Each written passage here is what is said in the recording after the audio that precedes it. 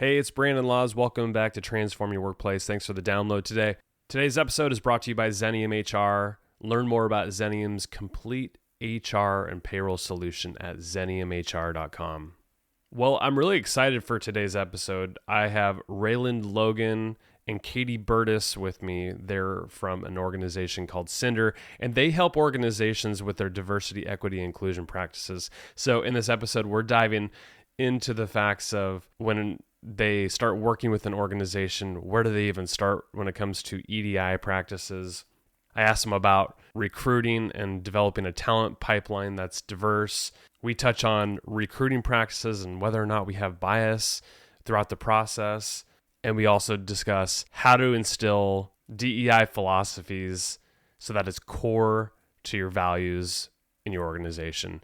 You're going to get a lot out of this episode. There's a lot of good takeaways. Katy and Reland were amazing, and I hope you enjoyed today's episode. Reach out to me on LinkedIn, Twitter, Instagram, any of those places. I'd love to hear from you. And make sure to follow Katy and Reland across all the social media channels. The links are in the show notes. Enjoy, and talk to you next week.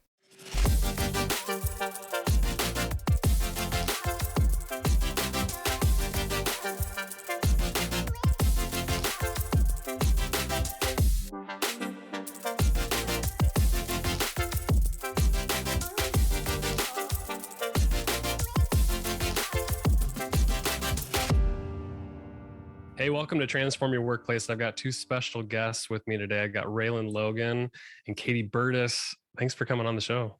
Of course. So happy to be here. Thanks for having us. What's exciting about this is that you two are local to my area. You're with a company called Cinder. Tell me a little bit about Cinder and what you guys help organizations with. So Cinder, we are a recruiting and equity, diversity, and inclusion consulting company. We started as a recruiting and staffing company, and we started actually as a tech organization. And so there was a need for our sibling organization for testing and people to support those projects. And so the need for staffing and Cinder was born. And so as we are ever evolving, we were on our EDI journey as many were before 2020, but of course 2020 kicked that into high gear. And with that, we've been able to develop our EDI consulting and community programming. And so you might recognize me from all of our events that we put out, the free community events, the Connect conversations, and my name's usually attached to those. So you guys do amazing work, and full disclosure for listeners, Xenium uses Cinder all the time. You guys do workshops for us and our clients. We refer out business to you when we feel like we're way over our skis, and you're just an amazing firm. So I appreciate everything that you guys do. Thank you. You're our favorite partners. Are we allowed to say that? Are we allowed to have yeah, sure. Why not? We're sharing the love here. Katy, you'd mentioned EDI. Now, every time I hear it's DEI, why EDI? I think putting the equity first just gives it a little bit different flavor, different spin, but really we're all kind of working towards the same goal, right? And so I think that this work a few years ago was always DEI, diversity, equity, and inclusion, kind of diversity first. But I think when you think about equity first and access and how are people being treated and things like that at the core of, I think, these programming, these initiatives is a lot more important to, like, how do people feel when they're actually in these organizations, right? Yeah, absolutely. I look at it like this. When we lead with diversity first, a lot of times we're still opening ourselves up to tokenism, performative action, because we are focused on race first. And that's what people think of as diversity, especially here in the States, and not really looking at all diversity and what that looks like for equality across all people, because you need equality in order to be more inclusive. And so I think that's another reason I personally enjoy that we lead with equity first, because as a woman of color, tokenism is every single day. And so it really allows us to eliminate that and lead with that anti-oppression lens first, and that structure and how we approach this work. Have you two seen an uptick in organizations, small, medium, large, doesn't really matter, looking for equity, diversity, inclusion support? I think we saw a huge uptick of it last year in a massive way, and with the mindset of we don't know where to start. And I think as we've moved into 2022, folks are more educated in that space. They're starting to ask deeper questions. And so it's moving more past the, we don't know where to start, into the, how do we market this way? How do we retain our employees this way? So the questions are becoming more mature, whereas they weren't as mature in 2020 and in 2021. Well, that's good to know, because I was worried that with this uptick of employers talking about it, if it was a check the box sort of thing versus no, they're actually trying to change their ways. And it sounds like people are actually genuinely interested in changing the way they look at equity, diversity, inclusion. It's a mixture of both. Yeah. Oh, sorry, Ray. I was going to say the same thing. It's a mixture of both. I mean, organizations that we're working with, from the start, we're having those deeper discussions, asking those deeper questions. And so if it was someone looking to check the box, they likely said, thanks, no thanks, because we do provide such depth of conversation, wraparound services with the consulting as well.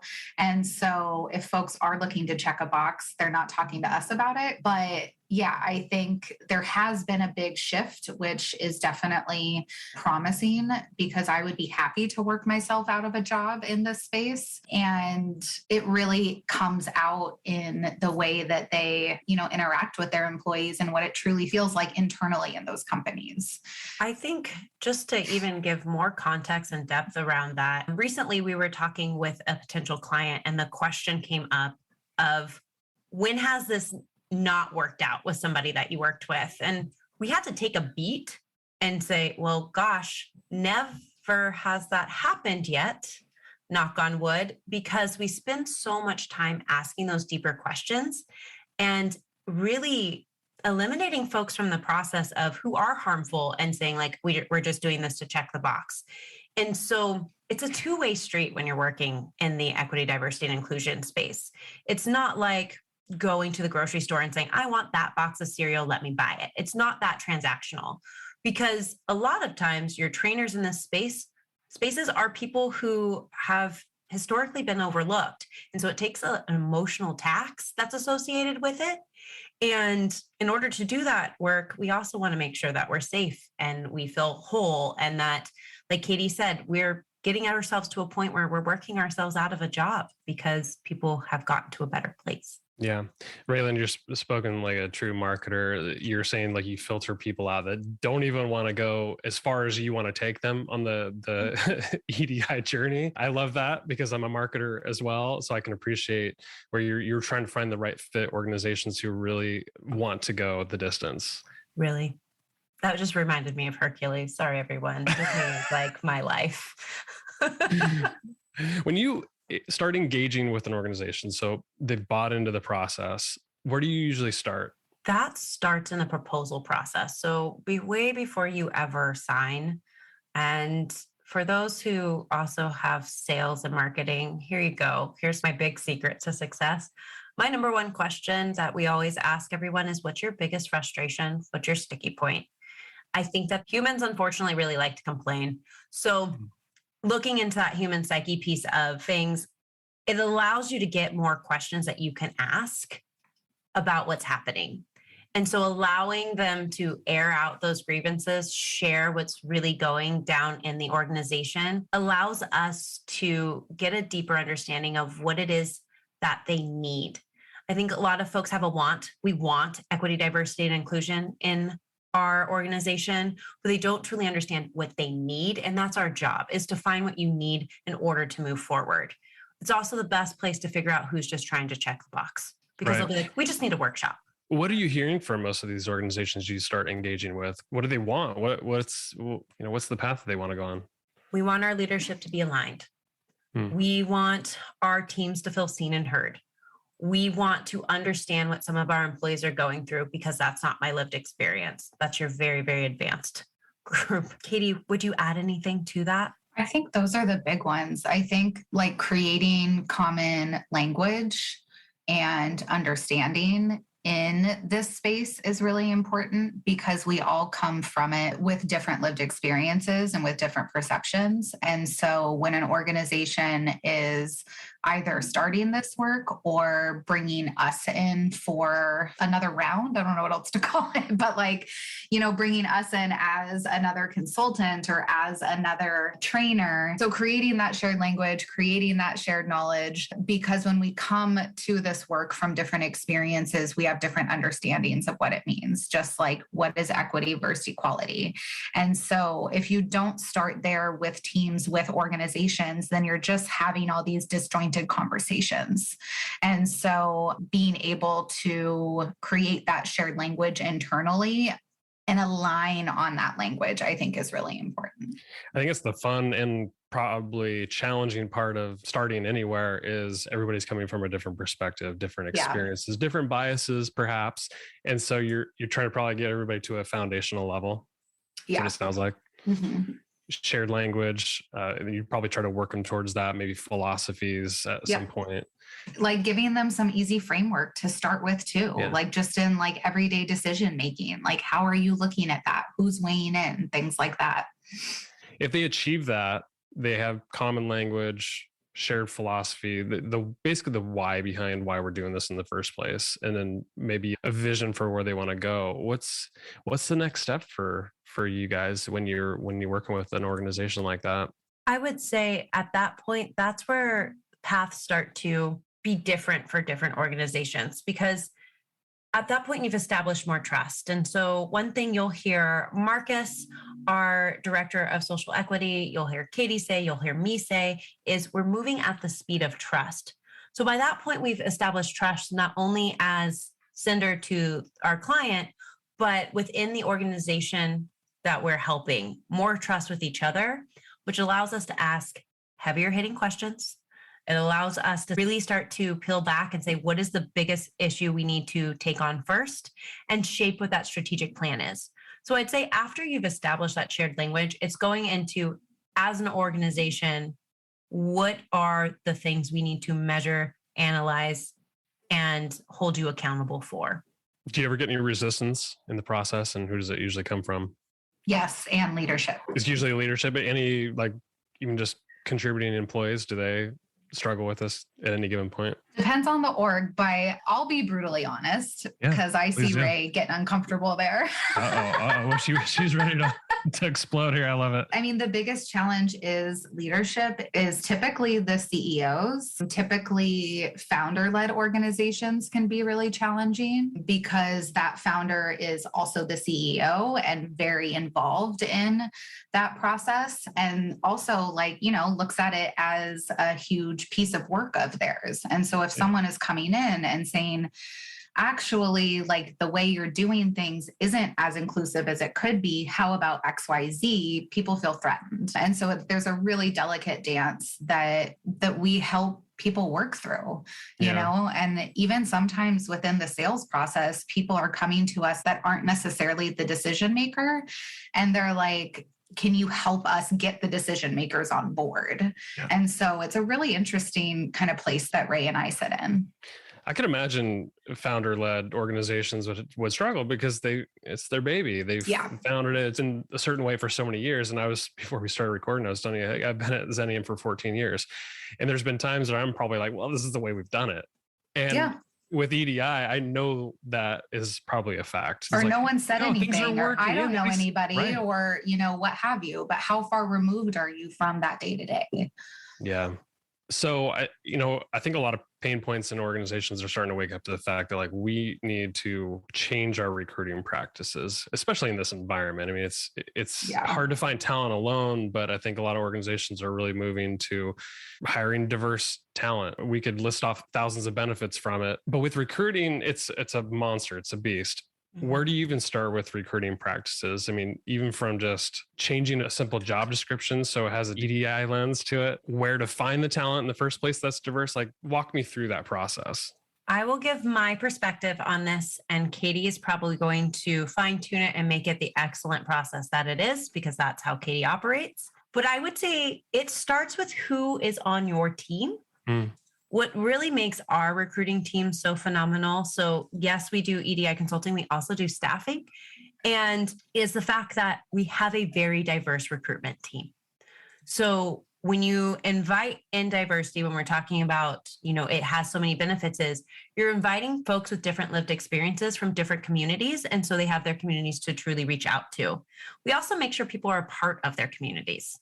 Just because you present a certain way doesn't mean that's part of the community that you live within. So really looking at what those diverse experiences are and ensuring that there's diversity across the team. Then we're also actively engaging with communities, making sure that, our money is going to those communities, but not just our money, ensuring that we are actively helping. Katy and I do a lot of events for Cinder. And when I say a lot, I mean a lot. And many just assume we're like, no, we'll sponsor it. Okay, we're out. But we are actively saying, no, we're going to help design this with you. We're going to sit and talk to you about our panelists. We're going to make sure that every touch point is infused with that EDI lens. So as we are working with those, building those teams, we're also looking into those communities and where we want to help shape. Then we go ahead and we do your normal recruitment. We make sure the job descriptions are gender neutral. We ensure that who we're interviewing, we are presenting folks who are incredible from various backgrounds. And that includes saying, hey, they don't check all the boxes of what you were looking for from a skill set.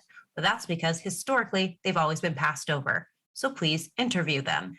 And that is very much how I see our process moves through and where we start to how we get to the interview. Katy, anything to add there? Yeah, I think adding to that is like ensuring that you are widening the lens of how you traditionally recruit.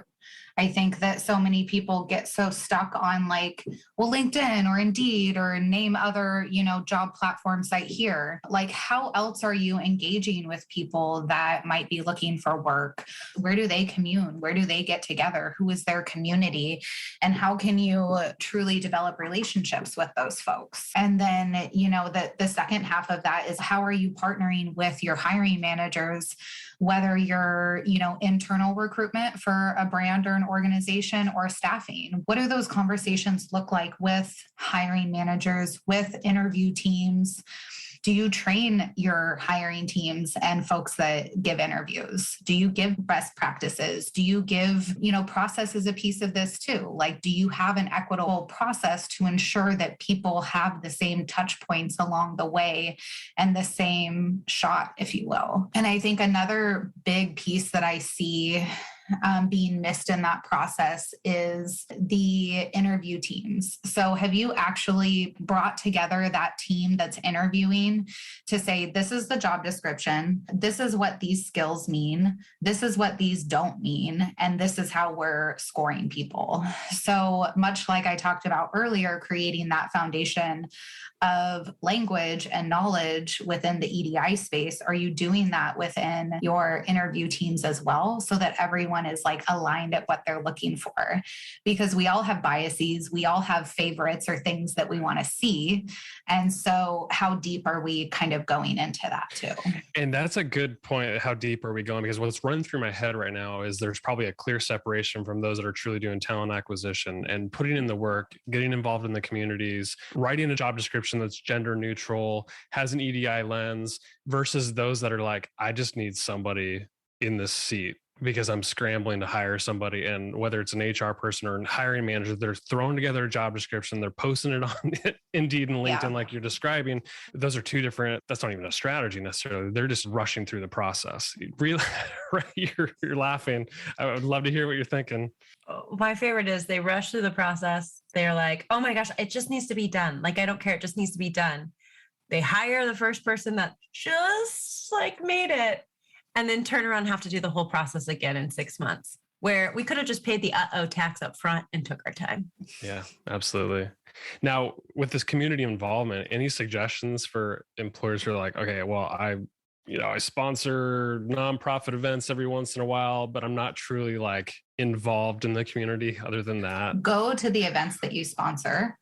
Meet the staff at the organizations that you're sponsoring, learn what they need from you as a community partner, and do a lot of listening instead of bringing like solves for problems that you aren't actually a part of. Now, I think another challenge that a lot of employers deal with is having a talent pipeline in general. Is there a way that you've seen where you have, maybe you are involved in the community on a regular basis and you've developed this pipeline, a reputation where candidates are knocking on your door because they know that you're an EDI focused employer, you're a great place to work, maybe that you check all the boxes that they're looking for? Any thoughts there? On building the pipeline, I would say sometimes it's not external.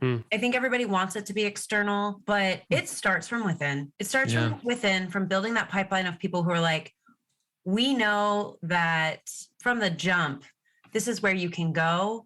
And we're helping everyone build internally where it's like, gosh, we're just filling our entry level positions like so much because we're promoting from within and creating an environment where people want to stay here and they want to be a part of what we believe in our mission and our vision. And that's what gets the community knocking at your door, not going from outside and then hoping it's going to happen. That just creates more of that turn and burn. So really building it from within and saying, here's what we believe, like, let's get that mission and vision out there and ensure we're taking care of you because we realize you're taking care of the people that we serve or the organizations that we serve, is going to go further than saying, gosh, we got to be buddy-buddy with the Black community this week. Well, I'm pretty sure in September, you're going to be buddy-buddy with the Hispanic community. So let's just call it what it is and make sure we fix who we are inside before we even start to move out. Yeah, I love that point. Now with HR and a lot of our people practices, we're trying to optimize a lot of what we're doing. There's a lot of very administrative things that we're trying to cut through where we don't have to spend a lot of time on those duties. And artificial intelligence is really making its way into the HR space, whether it's applicant tracking systems and ways you could basically filter through resumes. Now, are there flaws in systems like that where it might perhaps throw a resume aside that otherwise you should be looking at? Yeah, there are huge flaws with those programs because they are built by people. And so anything built by people is going to also hold bias. And so although it is a like computer system that is supposed to help us achieve better outcomes, it is still flawed.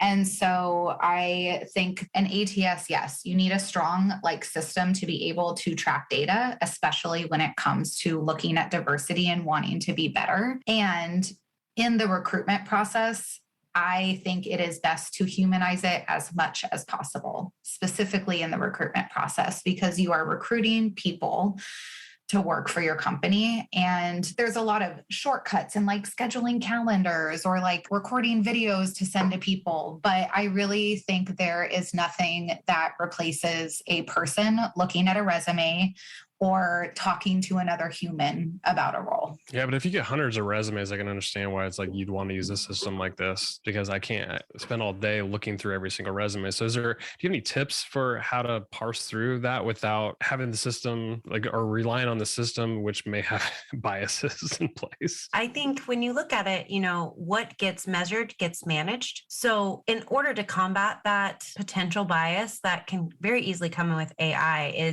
are you measuring what's important to you? Because if you start noticing your system is only sending you resumes from white men primarily, let's use that as today's example, and you're wondering, you can't say there aren't women of any race, nationality out there who aren't as talented in that same space. So one of two things is happening. Either whatever you were doing was not attracting that candidate that you needed, and or your system is kicking them out. So if you're not measuring that and like really paying attention to what it is that your team needs, then you're doing yourself a disservice. Like technology wasn't created to replace people. It's created to help people. So there's still people who are a part of this. I mean, Brandon, you and I were chatting before I hopped on. I have a strong background in fashion, retail, merchandising, marketing. Like I could open up a boutique tomorrow and probably kill it. With that said, though, I have been turned down for huge roles at some large retailers because of the AI process. But when I go talk to people who work there, they're like, oh, you'd be like a shoe-in for this director position. So the systems are looking for keywords. They're looking for ways to filter and sort. And if you don't write the way that the AI technology scans, you're not going to make it through. And that's something that we either need to get really good at writing resumes, which some people can, and then they're a terrible person in real life, which is sad but true. Or you're a really excellent person who can't write at all, like yours truly, and you don't make it through. So it's really important that you're measuring it, so you're managing it. And I would also say, maybe add a filter for those who are just on the fence, because some of those on the fence folks might be that golden egg you were looking for. Yeah, absolutely. The diamond in the rough. The last thing I'll say about that is I think these programs are more often than not created to filter out versus filter in, especially when you're looking at increasing diversity and different community representation on your teams.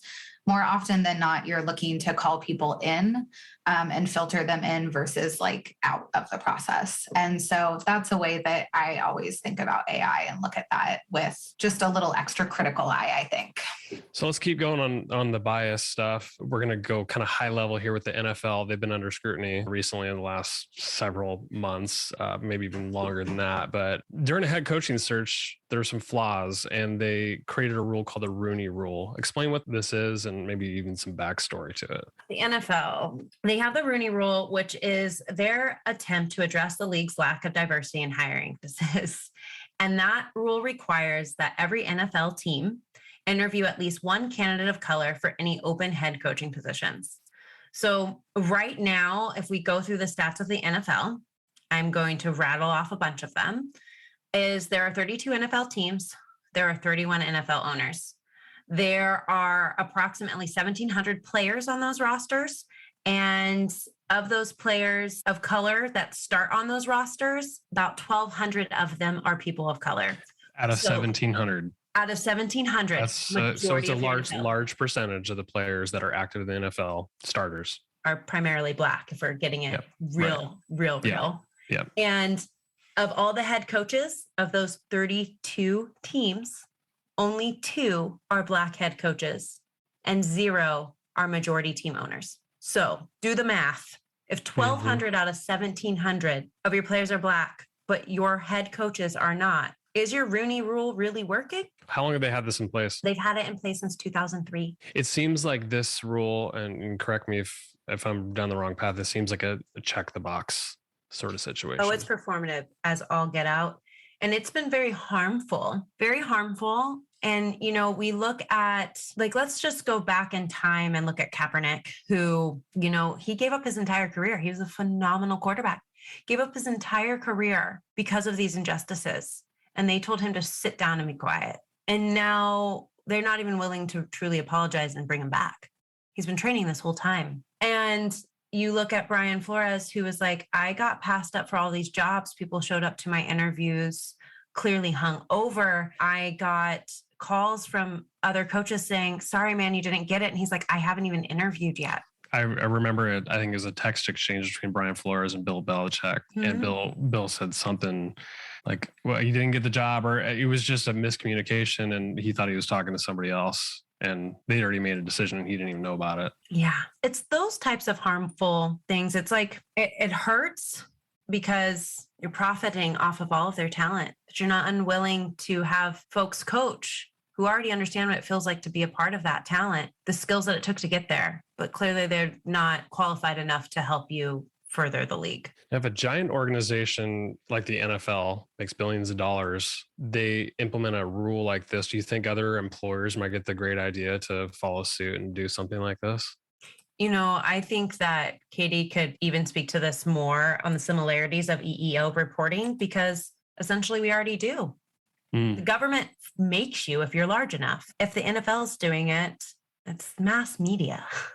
Let's call it what it is. I also have heard employers actually say they use the Rooney Rule. So it has made its way into employment. And yeah, like Ray said, I think it's similarly to EEO reporting, that it's checking the box. It's doing the minimum of what you're asked to do.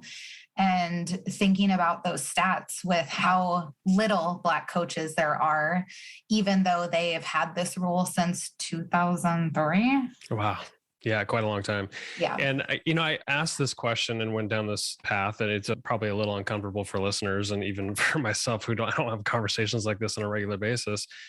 I went this path because you two talk about these issues on a regular basis, and you even have a podcast where you break down some of these things, don't you? Yeah, we're working on building that podcast for Cinder. We still don't even have a name, but we're having those tough conversations, showing that diverse folks also sometimes are split in our understanding and what our thoughts are, but that you can have these hard conversations and still leave the table as friends. I also personally have a diverse marketing podcast talking about bringing on diverse folks and just chatting about what harmful things have happened that we see and how we're reflected in marketing, because it doesn't always share our story. And this all centers around folks' stories, both Cinder's, both my podcast, on how we're projected in real life. That perception is not reality, and how harmful some of those perceptions that have been created make it for us in the workplace, make it for us when we walk down the street, make it for us as we just live through life. And that is something that we need to start to dismantle quickly, because it is systemic and it is harmful. So the podcast isn't out yet, correct? Correct. It's coming out in about June. Okay. So where can people learn more about that podcast, or at least get on some sort of list where they could tune in when it's ready? Yeah, if you just go to our website, teamcinder.com, you can subscribe to our email list. We will also make sure you have that, Brandon, just to go straight to the subscription. You can also just follow us on LinkedIn. We are the most active there, just under Team Cinder as well. You'll find us with our lovely blue icon and exclamation point for the eye, and or just connect with both of us individually. So Reland, Logan, I'm the only one in the United States. Not hard to find. Also the only Katy Byrtus. Let's leave listeners with one parting thing. I think this is a journey for many organizations. They're not going to become diverse overnight. It's going to be a challenge for many people. But if you could encourage people listening to take the right steps, which steps are those? Take a step. That would be my advice. Stop making excuses as to how it's all going to go wrong, and just do something so you can learn from your mistakes. Agreed. Reland, Logan, Katy Byrtus, thanks for coming on Transform Your Workplace. It's been such a pleasure. Thanks, Brandon. Thank you.